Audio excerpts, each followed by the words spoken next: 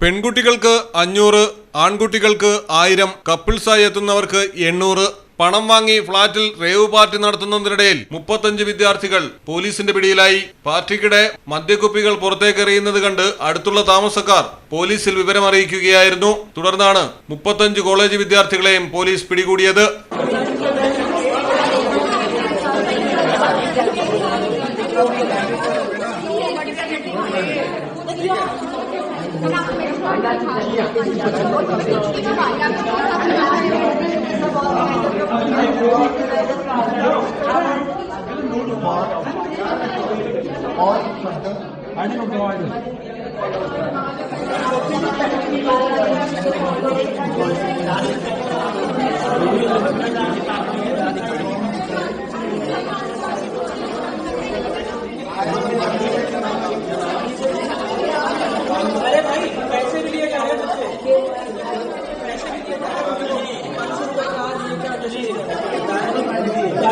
സംഭവം ഉത്തർപ്രദേശിലെ നോയിഡയിലാണ്. സെക്ടർ 94-ലെ സൂപ്പർ ടെക് സൂപ്പർനോവ അപ്പാർട്ട്മെന്റിലാണ് rave party നടന്നുകൊണ്ടിരുന്നത്.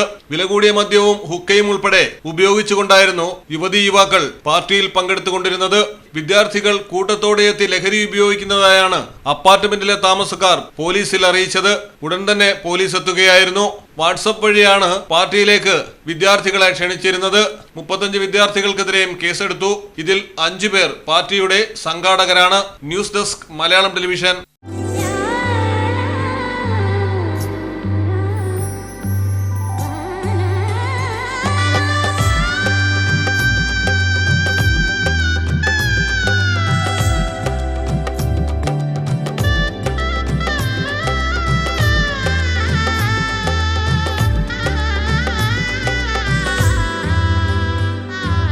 Celebrate the moments of colors.